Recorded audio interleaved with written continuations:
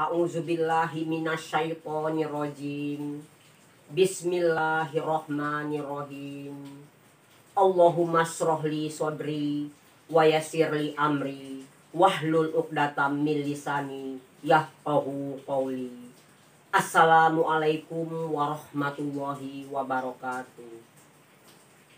Hadirin yang berbahagia, dalam rangka menyongsong peringatan Maulid Nabi Muhammad SAW, kali ini perkenankan izinkan saya untuk menyampaikan tausiah saya dengan mengambil tema poros penunjang ibu-ibu masa depan. Namun sebelumnya, seperti telah sama-sama kita ketahui, bahwa apabila seseorang itu telah kembali ke hadirat Allah Subhanahu wa Ta'ala, telah kembali ke alam bako, yang ia bawa hanya 3: ilmu yang bermanfaat, sedekah jariah, dan doa dari anak-anak yang soleh. Hadirin yang berbahagia, kali ini saya akan mengambil yang pertama, yaitu ilmu yang bermanfaat. Saya akan memberikan hanya 3 saja obat tradisional, di mana kesemuanya ini mudah-mudahan akan bermanfaat bagi kita semua. Obat yang 3 tradisional ini adalah, yang pertama adalah untuk turun panas, yang kedua adalah untuk seseorang yang sulit sekali untuk pup, untuk buang air besar, yang ketiga tradisionalnya untuk menghilangkan bau keringat. Ini sangat sepele sekali para hadirin sekalian, semua orang bisa, namun saya hanya refreshing penyegaran bagi yang belum mengetahuinya. Yang pertama adalah untuk obat turun panas. Seseorang yang tinggal di desa agak jauh dari dokter-dokter, kalau anaknya demam panas, yang paling mudah obatnya itu adalah dengan cara meminumkan anak tersebut, yaitu dengan daun kapuk.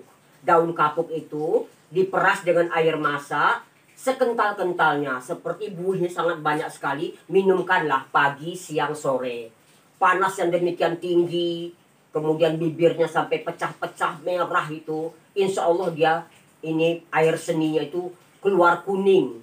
Kuning, air seninya itu turun panas.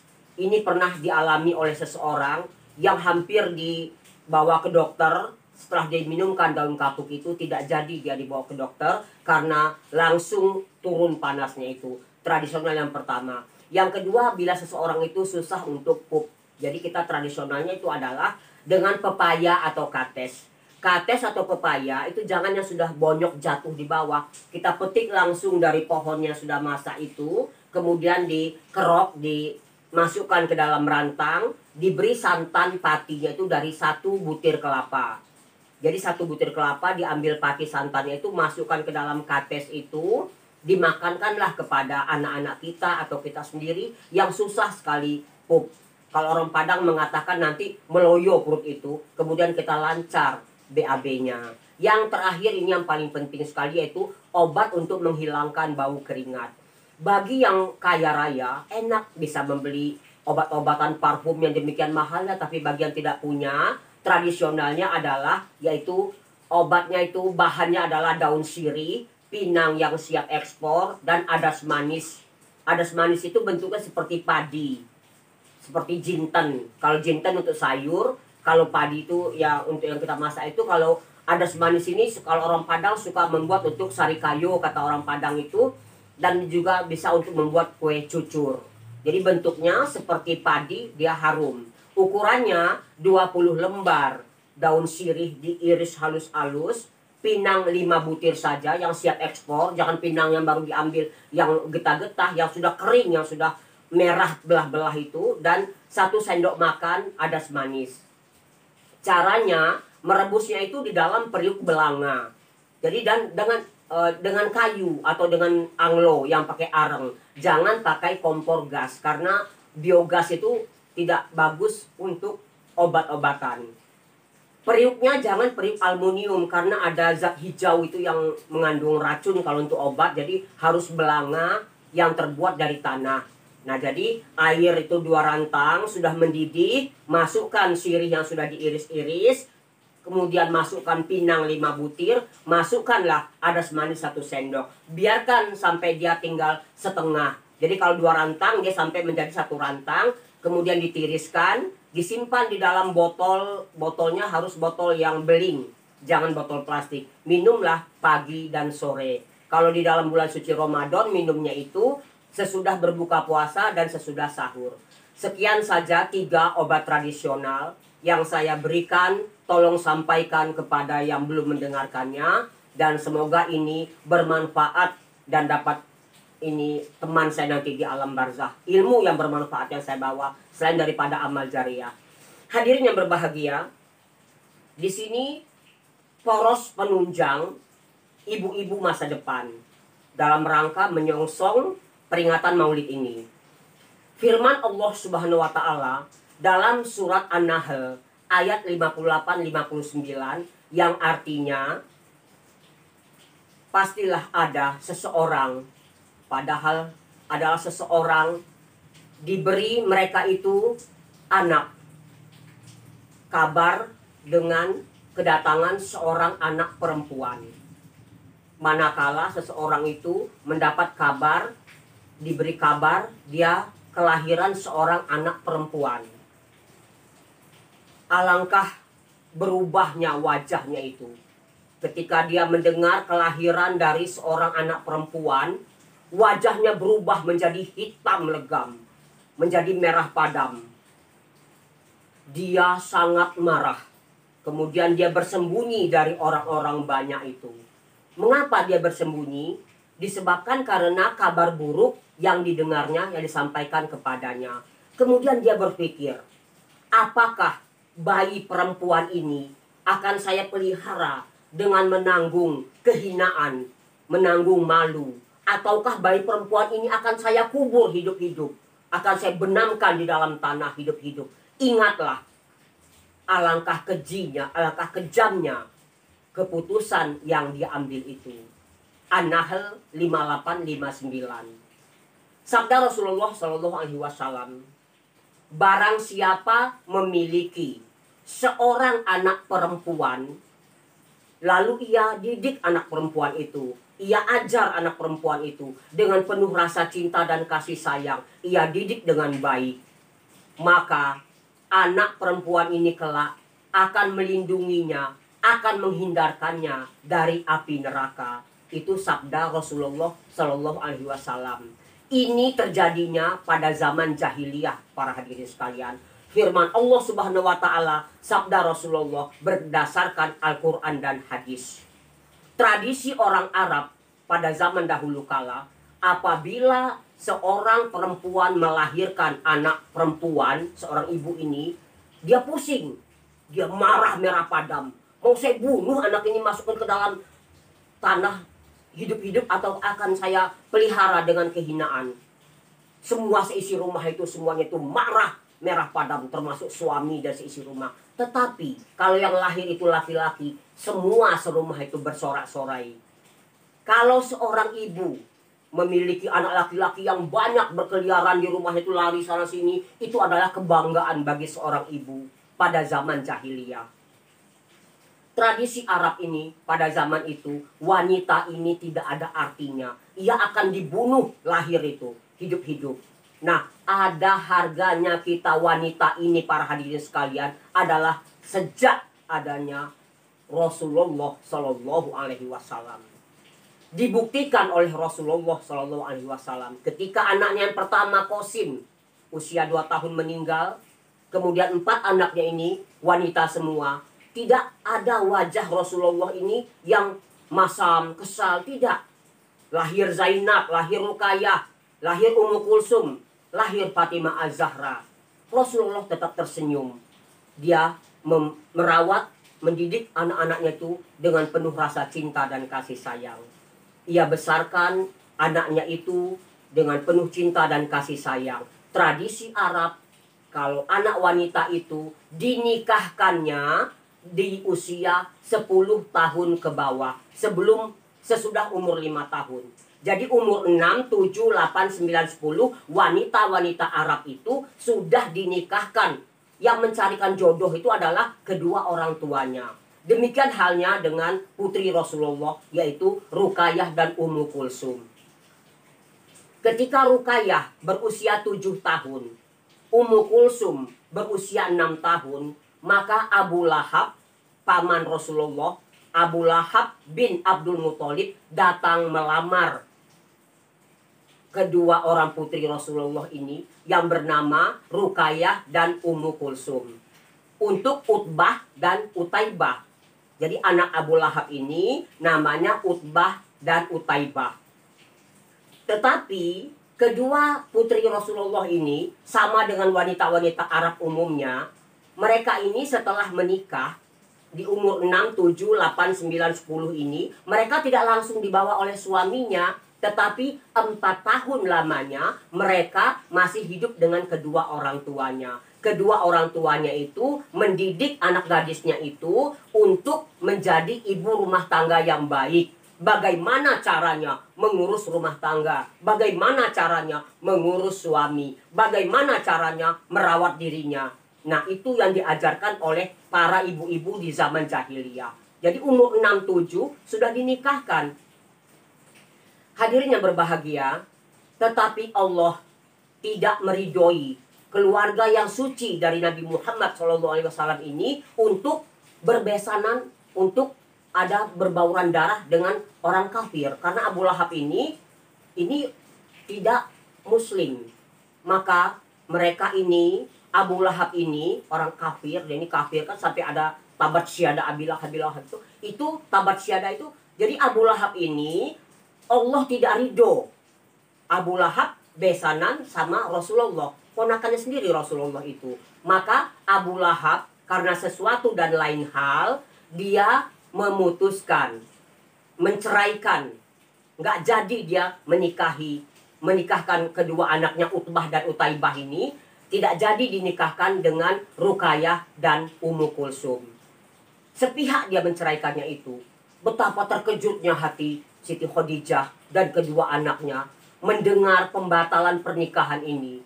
Alangkah malunya dia dengan tetangga yang sudah mengetahui. Mereka semua sudah mengetahui bahwasannya kedua orang putrinya ini sudah dinikahkan dengan Utbah dan Utaibah. Rumahnya yang berdekatan, tetapi secara sepihak diceraikan. Tak lama kemudian Allah mendatangkan pertolongannya. Datanglah Utsman bin Affan, seorang pemuda Quraisy yang hatinya sangat baik sekali, yang kaya raya, berperilaku yang baik. Dan dia ini adalah cucu dari bibi Rasulullah.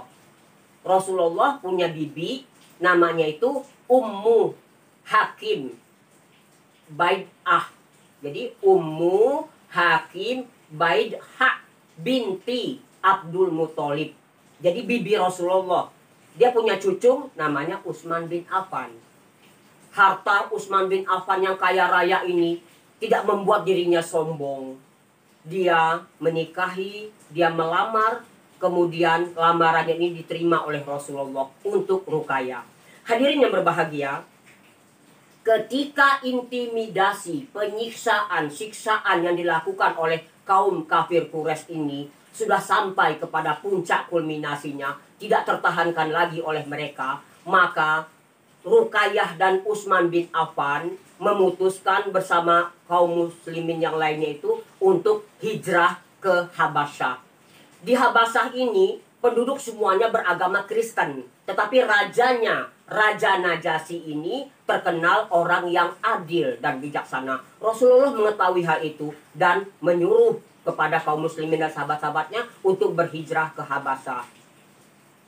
Maka sabda Rasulullah, orang pertama yang berhijrah kepada Allah Subhanahu wa Ta'ala adalah 2 orang, yaitu Utsman bin Affan dan Ruqayyah, sesudah Nabi Lut alaihissalam. Ingat, Nabi Lut alaihissalam yang kaumnya adalah kaum Sodom. Sodom itu ya, kaum Sodom yang dibalikkan bumi oleh Allah. Langit berbalik menjadi bumi batu, hancur semuanya. Dihijrahkanlah Nabi Lut alaihissalam ini setelah 3 orang malaikat datang menyerupai manusia. Jadi orang kedua sesudah Nabi Lut alaihissalam adalah dua orang ini, Utsman bin Affan dan Ruqayyah. Itu sabda Rasulullah SAW. Jadi orang pertama adalah dua orang ini yang berhijrah kepada Allah sesudah Nabi Lut alaihissalam. Di malam yang gelap gulita, di malam yang begitu hening sepi, maka Utsman bin Affan bersama Ruqayyah ini dengan mengendap-endap, dengan diam-diam, dengan sembunyi-sembunyi, pergilah ia ke suatu pos perjanjian mereka. Pos pertemuan yang sudah mereka janjikan. Kita nanti akan bertemu di suatu tempat, namanya adalah pos ini. Maka dengan diam-diam, Ruqayyah tidak mau berpisah dengan suaminya. Aku akan turut pada kau, dengan kau wahai suamiku. Seburuk apapun, apapun resikonya, aku tidak mau berpisah. Aku akan ikut bersamamu hijrah ke Habasyah. Dengan diam-diam mereka sampailah di pos yang mereka janjikan. Tak lama menunggu para hadirin sekalian, datanglah 15 orang mukmin, kaum muslimin. 4 wanita, yang 11-nya adalah laki-laki. Jadi jumlah mereka adalah 17 dengan Ruqayyah dan Utsman. Mereka kemudian dengan segera berjalan cepat-cepat menuju ke Laut Merah, yaitu Shu'aibah. Sesampai di Shu'aibah, di situ Allah memberikan syafaatnya. Allah akan menolong orang yang menolong agamanya. Maka Allah mendatangkan 2 perahu ke Laut Merah itu, ke Shu'aibah itu. Adalah 2 perahu di situ yang tujuannya akan berangkat ke Habasyah. Perahu itu kosong.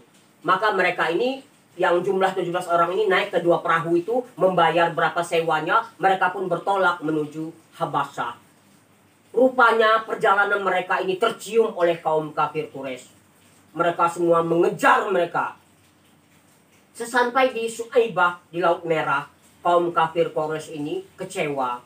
Mereka tidak mendapatkan apa-apa, bekasnya pun tidak ada. Bekas perahu, bekas apa tidak ada. Allah menolong orang yang menolong agamanya. Tidak ada sedikit pun bekas-bekas bahwasanya kaum muslimin itu sudah menyeberang ke negeri Habasyah. Mereka pulang dengan hati yang ini hancur, hati yang marah, muka merah padam. Mereka kecewa tidak menemukan kaum muslimin itu. Kemudian mereka itu mengutus 2 orang untuk ke Habasyah, minta kepada Raja Najasyi untuk mengembalikan kaum muslimin itu.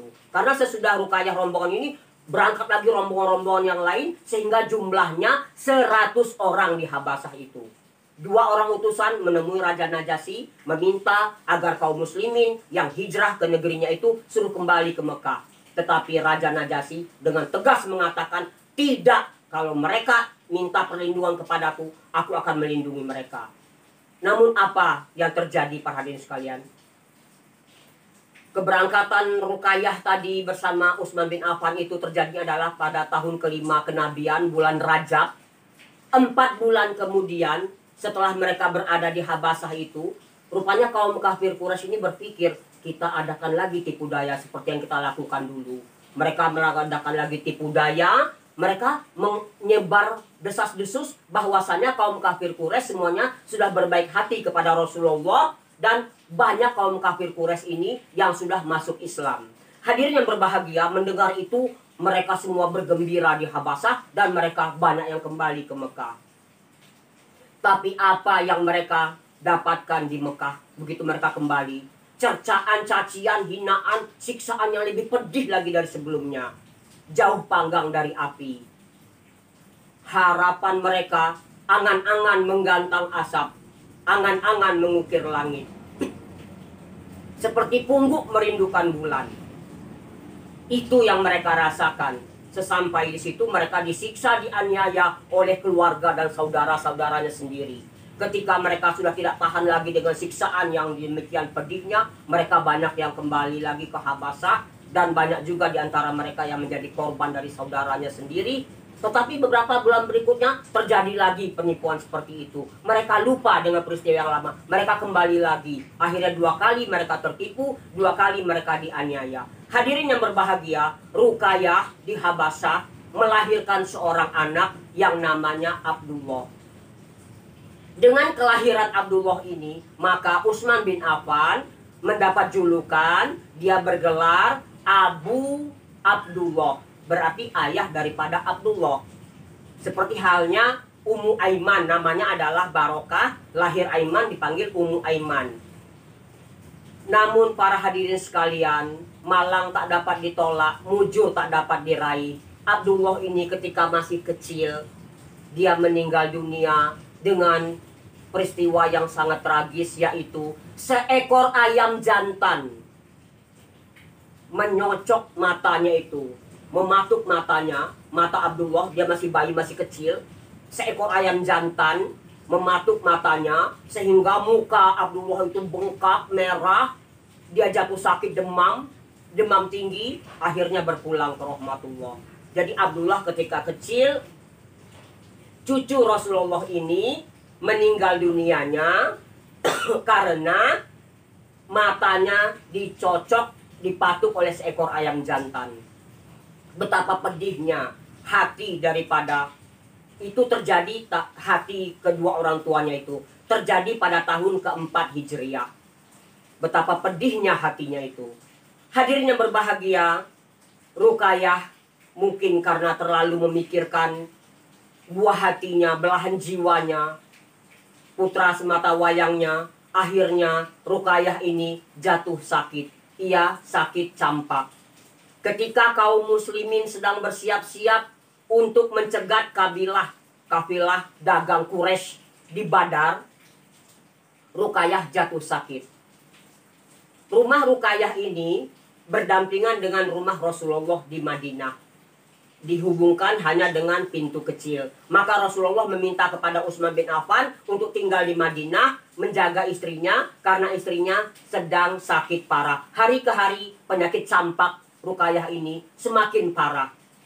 Akhirnya ketika perang Badar sedang berkecamuk, jumlah kaum muslimin hanya 324 orang. Sedang berkecamuk perang Badar, Ruqayyah berpulang ke rahmatullah.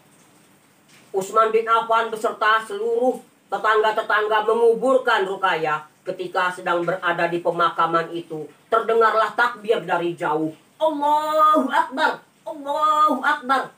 Kaget Utsman bin Affan ini. Dari mana suara takbir ini? Allahu Akbar. Dari mana suara takbir ini? Terdengar lagi, dicari-cari, ternyata dari kejauhan terlihatlah Utsman bin Affan ini melihat Zaid bin Haritsah, anak angkat Rasulullah, mengendarai unta Rasulullah. Dia memberitahukan kemenangan atas perang Badar itu. Jumlah kaum muslimin hanya 324 orang melawan kaum kafir Quraisy yang tak terhingga banyaknya. Nah, saat itulah dimakamkannya Ruqayyah itu, kemudian Zaid bin Haritsah meneriakkan kemenangan. Hadirin yang berbahagia, setelah ditinggal pergi oleh Ruqayyah, maka Utsman bin Affan ini berbulan-bulan lamanya mengurung dirinya di kamar. Ia selalu bermuram durja, ia selalu bersedih. Hal ini tampak oleh Rasulullah, tidak lepas dari pengamatannya. Suatu hari dipanggilnya Utsman bin Affan ini oleh Rasulullah. Rasulullah bertanya, "Wahai menantuku Utsman bin Affan, mengapa kau tampak bersedih, selalu bermuram durja, selalu berduka cita, wajahmu tak pernah ceria?" Maka Utsman bin Affan ini pun curhatlah kepada mertuanya. Menantu curhat kepada mertua.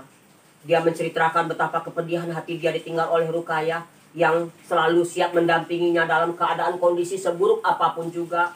Kemudian dia berkata, Utsman bin Affan, "Wahai Rasulullah, adakah orang di atas dunia ini, wahai Rasulullah, yang penderitaannya, sakitnya, sedihnya, pedihnya seperti diriku, ya Allah. Anakku telah berpulang ke rahmatullah karena matanya itu dipatuk oleh ayam. Kini istriku kena penyakit campak dan berpulang ke rahmatullah.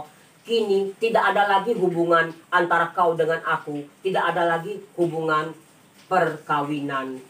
Hubungan kekeluargaan tidak ada lagi." Rasulullah terharu. Jibril